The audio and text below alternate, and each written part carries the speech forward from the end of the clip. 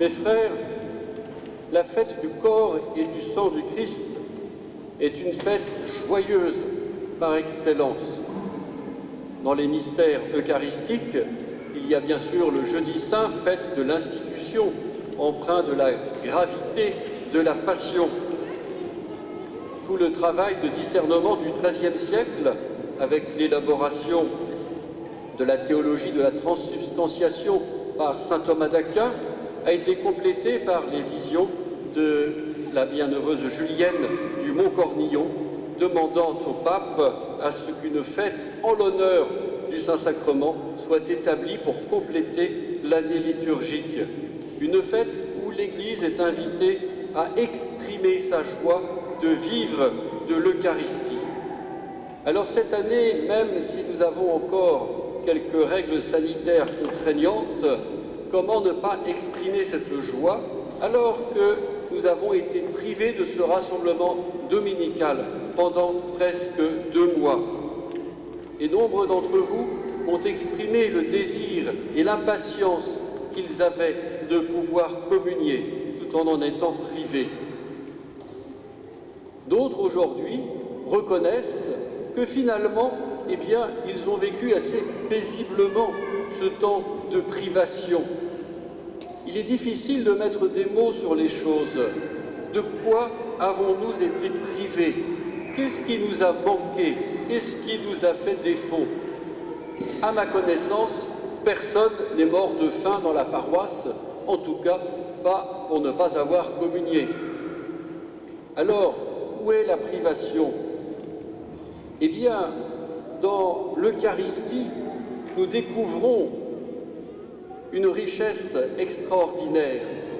C'est un mystère d'alliance, tout d'abord. Un mystère d'alliance, comme Dieu a fait alliance avec son peuple lorsque, à la suite de Moïse, il est sorti d'Égypte.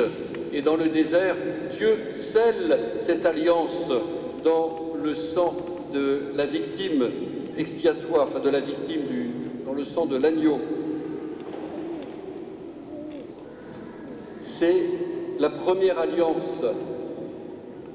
Celle que nous célébrons, nous, c'est celle scellée dans le sang même du Christ, nous rappelant ce mystère de l'incarnation, la venue du Sauveur. Il est venu jusqu'à nous et dans notre monde. Le culte que nous rendons à Dieu n'est pas simplement l'expression d'un désir religieux qui se trouve à peu près en tout être humain dans le monde et dans toutes les époques.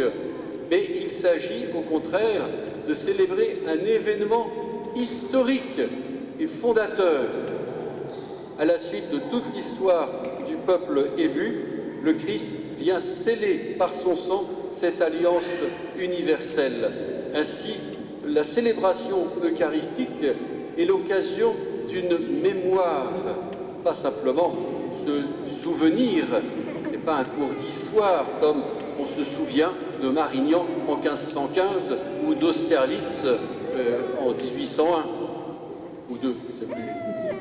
Eh bien, ça n'a pas d'importance, ça c'est loin. Alors que la mémoire de la passion et de la résurrection du Sauveur, nous la célébrons en l'actualisant. Elle devient un mémorial. Dans chaque messe, le Christ poursuit son œuvre de rédemption, accomplie une fois pour toutes sur la croix.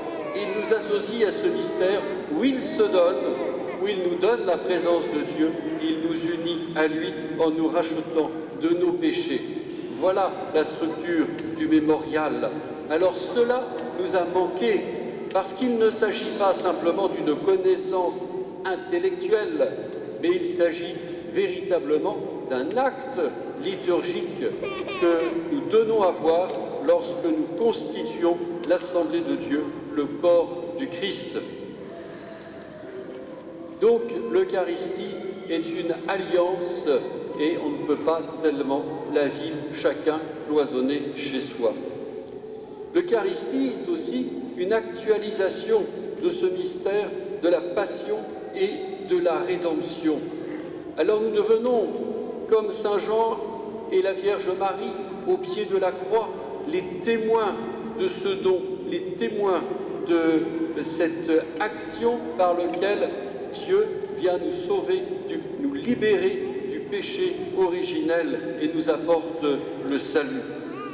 Mais nous ne sommes pas simplement des témoins, nous devenons acteurs parce que nous allons pouvoir communier, nous allons pouvoir, comme les apôtres au soir du jeudi saint, recevoir ce pain rompu et livré pour nous. Lorsque nous communions, le pain est détruit par la mendication. De toute façon, lorsqu'il est brisé, on ne peut pas le réparer. Nous participons véritablement à la mort du Sauveur, au don de sa vie.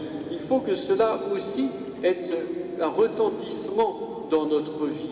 Le fait de communier signifie que nous entrons dans cette dynamique du Seigneur qui va traverser la mort pour la vaincre et monter vers la résurrection, premier-né d'entre les morts, pour que nous puissions le suivre. Là encore, il ne s'agit pas simplement de savoir que c'est le Christ qui le fait, mais nous avons été choisis par notre grâce baptismale pour participer à cet acte rédempteur du Christ. Mais aussi, bien entendu, pour devenir signe et témoin de sa résurrection à notre tour. Nous voilà donc invités à inscrire dans notre vie et donc dans notre monde ce mystère de la mort et de la résurrection du Sauveur. Ite missa est. Vous êtes envoyés à la fin de la messe. D'ailleurs, le mot messe veut dire mission. Cette mission, c'est ce que nous avons reçu. Il faut que nous en soyons les témoins, témoins de l'action du Christ, mais aussi les porteurs, mais aussi les acteurs de cette action du Christ. Je ne peux pas accepter que le mal continue son chemin dans le monde, que la souffrance continue son chemin dans le monde, que la pauvreté continue à faire ses victimes sans rien faire, car tous sont rachetés par le Christ. Et désormais, je suis l'apôtre, je suis envoyé pour être agissant avec le Christ. Quand je communie, j'accepte aussi cela. Certains, par respect eucharistique, préfèrent ne pas communier lorsqu'ils estiment que leur péché les empêche de recevoir le corps du Seigneur. Et c'est une pratique tout à fait recommandable. Mais il faudrait aussi parfois se poser la question, si je ne fais rien de ce que je reçois, dois-je communier aussi? Si ma vie de charité n'en est pas plus fournie et développée, est-ce que cela a un sens de communier? S'il s'agit simplement de ma messe, de mon Eucharistie, alors oui, peut-être qu'au terme du confinement, je me dis, finalement, cela ne m'a pas tellement manqué. Mais si j'entre dans cette dynamique du Sauveur, alors c'est toute ma vie qui est prise et je deviens apôtre, portant collectivement cette charge avec toute l'Église.